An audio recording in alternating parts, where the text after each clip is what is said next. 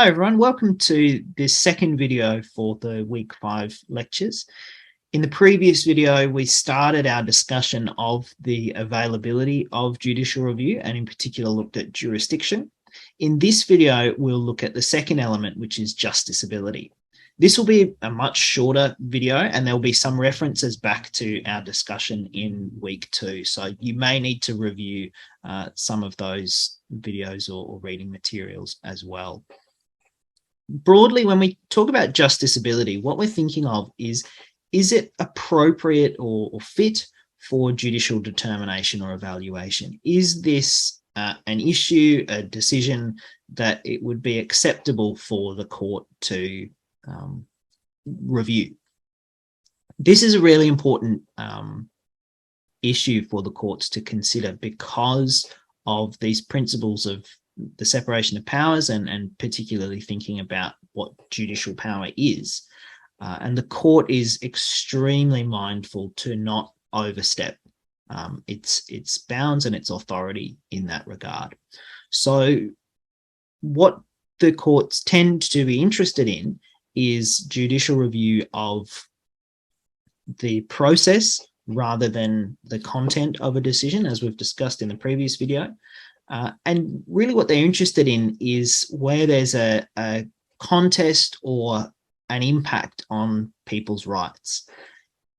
At their core, the courts want to be reviewing decisions that, for one, hold the executive to account, but for two, have an actual substantive impact on people's rights. So that's an important distinction because it means that the courts really aren't interested in reviewing, for one, reviewing operational decisions that don't really affect people. We talked in week 2 about, for example, really minor, decisions about office supplies or what coffee filters to use as being the kinds of decisions that the courts don't want to be involved in. And those are examples of the kinds of questions that we're facing with justiciability as well. What we're interested in is determining whether it's appropriate for the courts to get involved.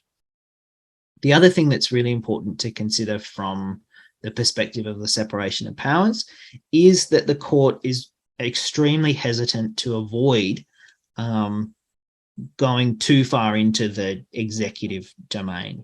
So yes, they're there to provide review and oversight and hold the executive to account, but they're extremely wary of going too far down the rabbit hole of thinking about what the decision maker should have done or could have done in the exercise of their power.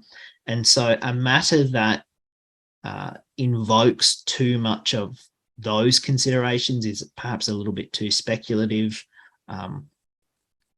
interferes too much with the executive's discretion and flexibility. Those are the kinds of issues that the courts will be concerned about and might regard as not justiciable.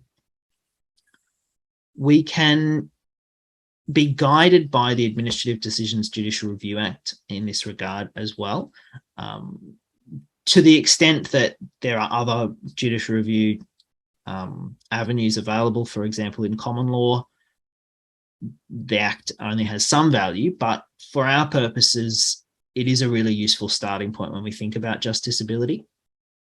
And in particular, the Act identifies matters or applications that are appropriate for judicial review as falling under sections 5, 6, and 7.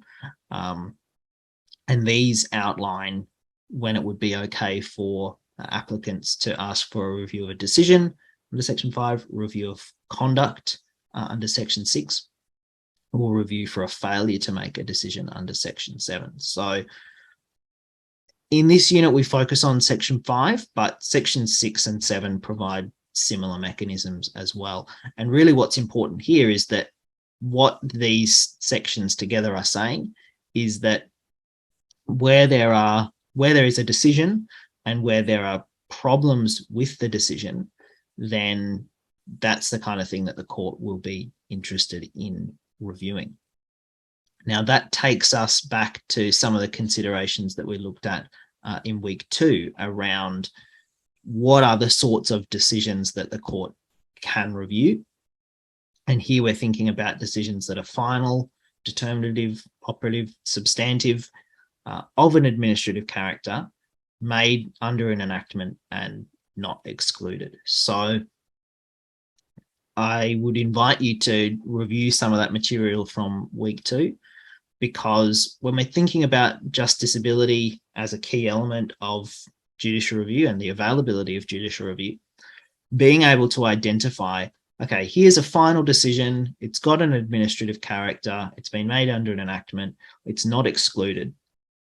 That gets you a really long way to establishing, okay, this is a decision that will be justiciable under the Administrative Decisions Judicial Review Act. So from the perspective of answering hypothetical questions and from the perspective of your assessment, being able to go through and tick off those elements is a really critical first step in answering an administrative law problem. So if I were you, I would review that material, just refresh your notes, and if you can identify those particular issues, if you can practice, and we'll be doing this in the tutorials as well, practice pulling out those particular elements, then from the perspective of satisfying the justiciability element, you'll be in good stead.